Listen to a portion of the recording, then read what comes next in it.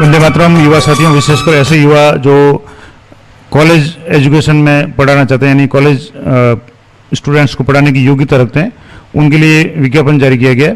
राजस्थान कर्मचारी चयन बोर्ड की तरफ से महत्वपूर्ण विज्ञापन जारी किया गया। राजस्थान स्कूल एजुकेशन सोसाइटी राजसेस के टीचिंग एसोसिएट संविदा आधारित पदों हेतु सीधी भर्ती की जाएगी। अब ये भर्ती है, उसमें अलग अलग पद है और उन पदों को अलग अलग समय के लिए इसकी भर्ती होगी। कौन से पद होंगे, किस तरीके से फॉर्म भरे जाएंगे, क्या प्रोसेस रहेगा, एग्जाम होगा, सिलेबस क्या रहेगा, एग्जाम का पैटर्न क्या रहेगा, क्वेश्चन पेपर कैसे आएंगे, संपूर्ण जानकारी मैं आपको इस वीडियो में दूंगा। और अगर आप चाहते हैं तो ये इस विज्ञप्ति में आपको प्रत्येक सब्जेक्ट वाइज पोस्ट मिल जाएगी, किस किस कैटेगरी में कितनी पोस्टें हैं। तो यहाँ जैसे विज्ञप्ति में पद दिए हुए हैं, सारे जो पद है वो टीचिंग एसोसिएट के हैं और अलग अलग विषय के हैं और संविदा आधारित पद है। अब जैसे बात करें टीचिंग एसोसिएट कंप्यूटर विज्ञान संविदा आधारित पद है, इसमें पदों की संख्या 58 है और इसका जो रूल्स है वो राजस्थान कॉलेज एजुकेशन सोसाइटी राजसेस hiring rules of manpower rules 2023 ये है। अब चित्रकला के 36 है, इसके अलावा अर्थशास्त्र के 121 पद है, टीचिंग एसोसिएट अंग्रेजी के 314 पद है, भूगोल के 365 और सबसे अधिक लगता है मुझे हिंदी के टीचिंग एसोसिएट हिंदी संविदा आधारित पद है वो 393 है, लगभग 400 में थोड़ी सी कम है। इसके अलावा इतिहास के 355 है, गृह विज्ञान के कम है। इसके अलावा राजनीति विज्ञान के 339, लोक प्रशासन के 74, संस्कृत के 150, इस तरीके से ये अलग अलग विषय के सारे जो पद है और कुल मिलाकर के 3540 पद है। इन पे राजसेस hiring of manpower rules 2023 के नियमों के अनुसार संविदा पर नियुक्ति होगी और इसमें प्रथम संविदा नियुक्ति अधिकतम 5 वर्ष की अवधि के लिए अथवा सोसाइटी की अवधि की समाप्त होने तक जो भी पहले होगा उसके लिए की जाएगी। और सोसाइटी की अवधि का विस्तार किया जा सकता है तो सोसाइटी आवश्यकता अनुसार या संविदा पर नियुक्त व्यक्ति की उपयुक्तता का मूल्यांकन करके संविदा की नियुक्ति की अवधि को एक बार में अधिकतम 3 वर्ष के लिए बढ़ाने का निर्णय ले सकती है। लेकिन स्पष्ट किया जाता है कि जो भी संविदा नियुक्ति को उस स्थिति के पश्चात आगे नहीं बढ़ाया जाएगा और जिस स्थिति को संविदा पर नियुक्त व्यक्ति 60 वर्ष की आयु पूर्ण कर लेता है उसके बाद में उसके लिए अलग से कोई आदेश जारी नहीं किया जाएगा। तो ये तो कुछ बातें हो गई कि किस तरीके से ये आयु का क्राइटेरिया रहेगा। अब जो फॉर्म है वो आपको ऑनलाइन फॉर्म भरना है और जो अधीनस्थ सेवा बोर्ड उसकी साइट पे जाकर के फॉर्म भरना है। फॉर्म भरने में आपको विशेष ध्यान रखना है, जैसे जो आप इस पोर्टल पे जाएंगे SSO में जाकर के आपको G2C यानी जो सिटीजन ऐप्स है गवर्नमेंट टू सिटीजन, उसमें जाकर के रिक्रूटमेंट पोर्टल में जाना है। सबसे पहले अगर आपने OTR नहीं किया हो तो OTR करना है। आप कोई भी फॉर्म भरते हैं उसके लिए आजकल OTR जरूरी है तो आपको OTR करना है और OTR प्रक्रिया आपको पता है एक बार ही करनी पड़ती है, उसके बाद में दोबारा OTR करने की आवश्यकता नहीं है।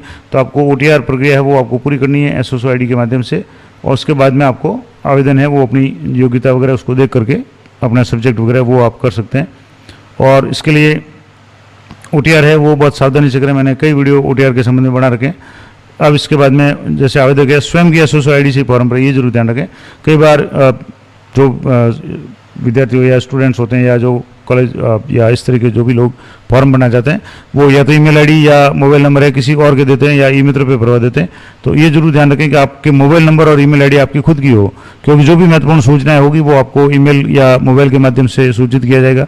ऐसी स्थिति में आपका अगर मोबाइल नंबर आपका नहीं है, ईमेल ID किसी और की है, तो आपको पता नहीं चलेगा कि कब क्या हो रहा है या कौन सी मैसेज आपको आया है। दूसरा, स्वयं की SSO ID से भरें, किसी और की SSO ID से भी नहीं भरें। अगर आपकी SSO ID नहीं है तो 2 मिनट में आप SSO ID बना सकते हैं, मैंने कई वीडियो बना रखे हैं SSO ID के बारे में। तो जब आप ऑनलाइन आवेदन करेंगे तो आपके आवेदन क्रमांक यानी एप्लीकेशन ID जनरेट होगी और एप्लीकेशन ID जनरेट होती है तभी आपका फॉर्म है वो सबमिट माना जाएगा।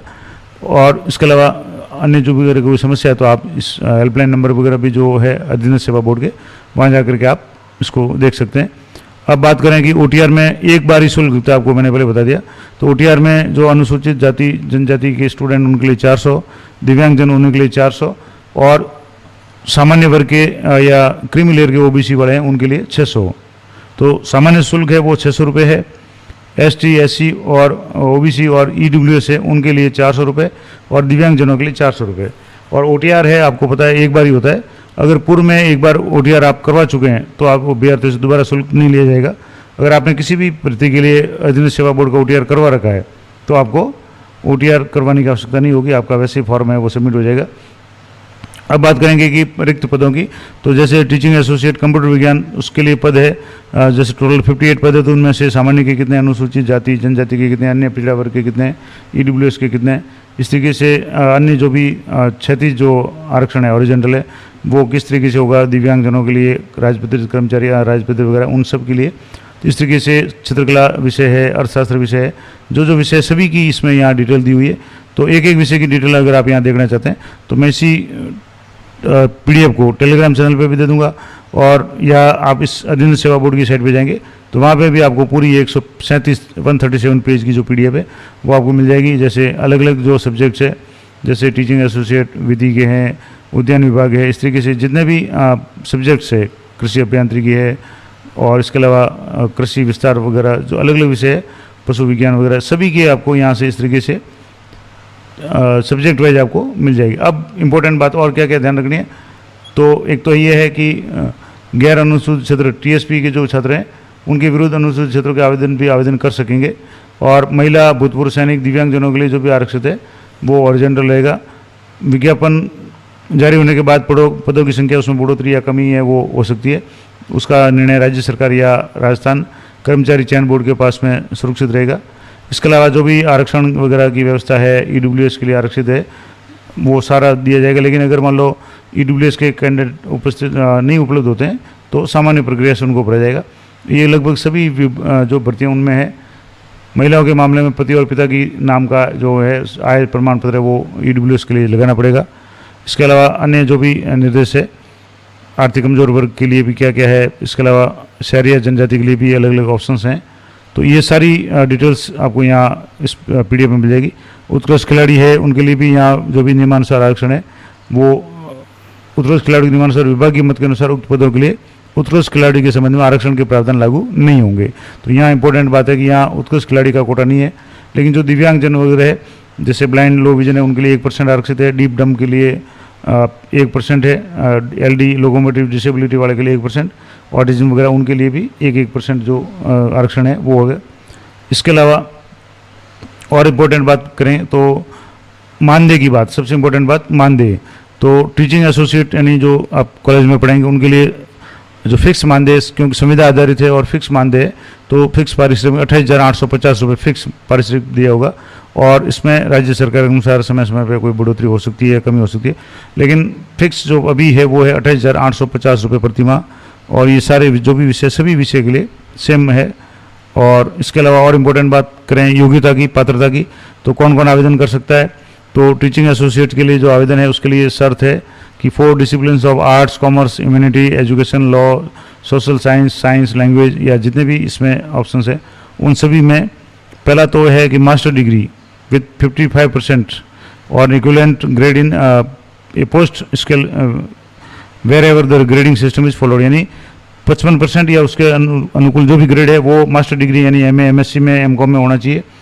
अब इसमें भी अलग बात है कि जो रिलैक्सेशन है 5% है, shall be allowed at the bachelor level as was in the master level to candidate belonging to ST/SC और ट्राइबल या बैकवर्ड क्लासेज वगैरह उन कैंडिडेट है, या डी पेंडम वगैरह है, उनके लिए 5% की छूट मिलेगी। यानी नॉर्मल के लिए 55% है तो उनके लिए 50% है वो आपके होना चाहिए।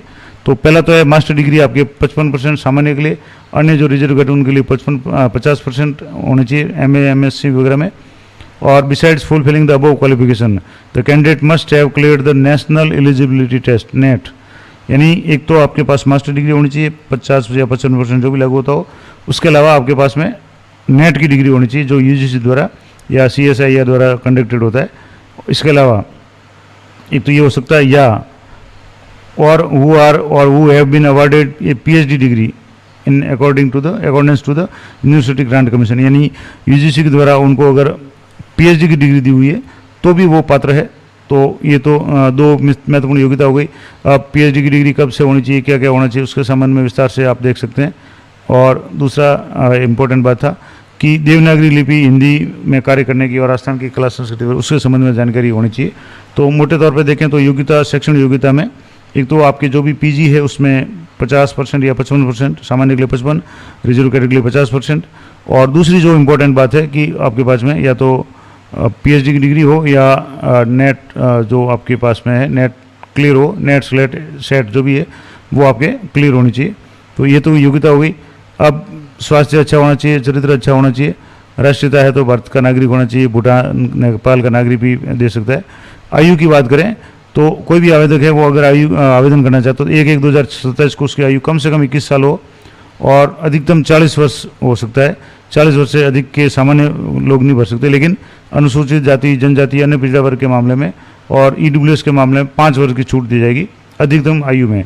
कहने का मतलब हो गया कि वो 45 वर्ष तक की आयु तक फॉर्म भर सकते हैं। इसी प्रकार सामान्य वर्ग की महिलाओं के मामले में भी 5 वर्ष की छूट है, यानी वो 45 वर्ष की आयु तक फॉर्म भर सकती है।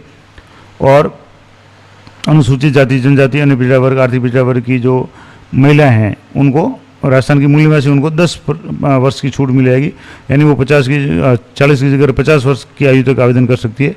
इसके अलावा विधवा महिलाओं के मामले में और विवाह विच्छिन्न महिलाओं के मामले में आयु की कोई सीमा नहीं रहेगी, लेकिन राज्य सरकार द्वारा निश्चित की गई सेवानिवृत्ति आयु यानी 60 साल से कम हो तो वो आवेदन कर सकती है। तो ये तो कुछ इंपॉर्टेंट आयु संबंधी बात हो गई। अब विवाह पंजीयन है तो अगर विवाह किया हुआ तो पंजीयन जरूरी है, उसका सर्टिफिकेट आपको लगाना पड़ेगा। ओटीआर है तो ओटीआर को मैंने पहले बता दिया। और इम्पोर्टेंट बात की फॉर्म कब से कब तक भरे जाएंगे, तो आवेदन है वो 5/5/2026 यानी 5 तारीख से शुरू हो जाएंगे, 5 मई से, और उसकी अंतिम तारीख है 3/6 यानी 3 जून रात्रि को 12 बजे तक है। एसओसो पोर्टल पे जाकर के आप रिक्रूटमेंट पोर्टल में जाकर के आवेदन कर सकते हैं। उसके बाद में जो लिंक है वो निष्क्रिय हो जाएगा। तो 5 मई से आवेदन शुरू हो जाएंगे। परीक्षा का आयोजन है वो जो संभावित माह है अगस्त सितंबर अक्टूबर 2026 में कंप्यूटर आधारित हो सकता है, टैबलेट आधारित सीबीटी या टैबलेट बेस्ड टेस्ट टीबीटी हो सकता है, या ऑफलाइन ओएमआर के द्वारा हो सकता है, लेकिन ऑब्जेक्टिव टाइप होगा।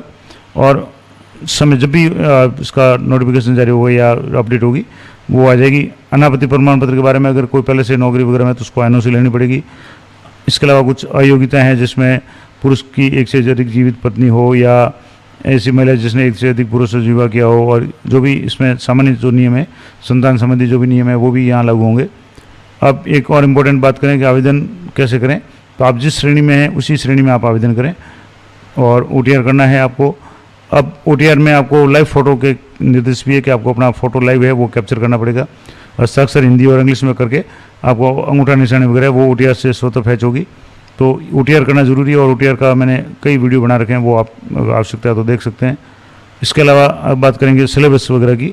तो ऑनलाइन आवेदन में अगर आपने आवेदन कर लिया उसके बाद में अगर कोई गलती है तो उसके लिए आपको कुछ समय दिया जाएगा, तो वहाँ आप आवेदन कर सकते हैं। लेकिन ओटीआर में संशोधन है वो काफ़ी मुश्किल से होता है, तो ओटीआर आप ध्यान से ही करें।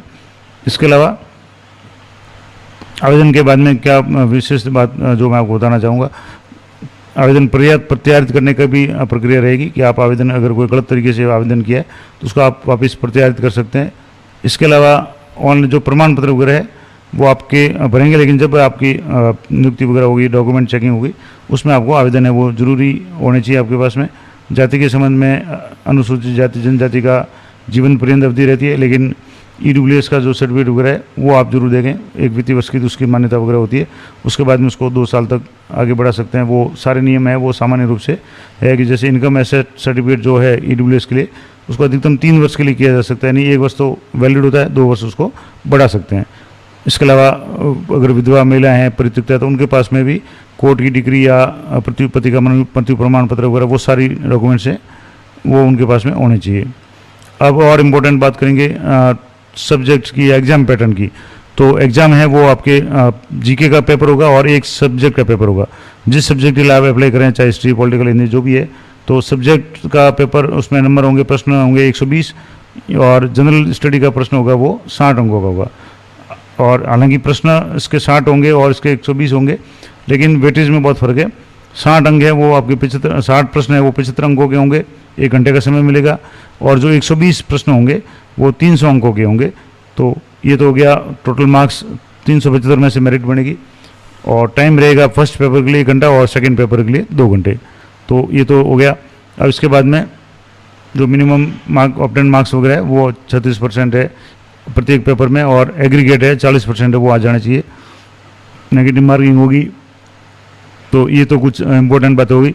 सिलेबस की बात करें तो एक पेपर कॉमन होगा वो जीके का होगा, जिसमें history, art, culture, literature and heritage of Rajasthan, जिसमें राजस्थान का इतिहास, कला, संस्कृति, और इसके अलावा इसका दूसरा भाग होगा ज्योग्राफी ऑफ राजस्थान, राजस्थान का भूगोल है, इसमें राजस्थान संबंधित topic, political and administrative system of Rajasthan, Rajasthan का प्रशासनिक ढांचा वगैरह वो है, इकोनॉमी ऑफ राजस्थान है, और कंटेम्प्रेरी इवेंट जो करंट इवेंट्स वगैरह है, स्पोर्ट्स गेम्स है, पर्सन्स वगैरह, ये कुल मिलाकर के पूरा पेपर होगा। सेकंड पेपर जो होगा वो आपके टीचिंग सब्जेक्ट का होगा। अगर आप कंप्यूटर है तो आपका कंप्यूटर का होगा, पॉलिटिकल ले रहे हैं तो पॉलिटिकल का होगा, हिस्ट्री ले रहे हैं तो हिस्ट्री का, उसका भी पूरा सिलेबस यहाँ दिया हुआ है। तो इस तरीके से ये पूरा सिलेबस अगर आप देखना चाहें तो ये पूरी PDF आपको टेलीग्राम चैनल पर मैं दे दूँगा। हालांकि जो अधीनस्थ सेवा बोर्ड उसकी वेबसाइट पर भी आपको ये मिल जाएगी। तो इस तरीके से ये पूरी 137 पेज की है और इसमें लगभग सभी विषयों का सिलेबस भी आपको अच्छी तरह से इसमें मिल जाएगा। अब इम्पोर्टेंट कुछ और एक दो कोई बात है तो मैं आपको बता देता हूँ। तो एक तो इम्पोर्टेंट बात है, वेबसाइट है तो rssb.rajasthan.gov, यहाँ पे जाएंगे तो ये सीधा आपको SSO पोर्टल पर लॉगिन वहाँ ले जाएगा और वहाँ से आपको आवेदन करना है। इसके अलावा जैसे 5 विकल्प होंगे ABCD, और इनमें से केवल एक विकल्प को ही आपको बॉल पेन से गुणा करना है और प्रत्येक प्रश्न के लिए केवल एक विकल्प को आपको पढ़ना पड़ेगा। तो ये सामान्य नियम है जो हर एग्जाम वगैरह में लागू होते हैं। तो ये तो हो गया, बोर्ड की वेबसाइट आपको मैंने बता दी, और इसके अलावा ये संपूर्ण जानकारी मैंने आपको बता दी कि अगर आप भी इच्छुक हैं, आपके पास में नेट स्लेट या जो भी कॉलेज में पढ़ाने की योग्यता है और आप आवेदन करना चाहें तो ये फिलहाल कुछ संविदा भर्ती है लिमिटेड समय के लिए, और हो सकता है इसको आगे और भी बढ़ाया जाए। उसका जो मानदेय मैंने आपको बता दिया 28,850 रुपये पर मंथ मानदेय होगा, और अलग अलग पोस्ट हैं, कुल टोटल पोस्ट मैंने आपको बता दी 3,540 पोस्टों पर ये भर्ती होगी। तो अगर आप भी इसमें इच्छुक हैं या आपके परिचय में जानने वाले में कोई भी ऐसे साथी हैं तो उनको ये वीडियो जरूर शेयर करें। मिलते हैं नेक्स्ट वीडियो में, तब तक जय हिंद, जय भारत।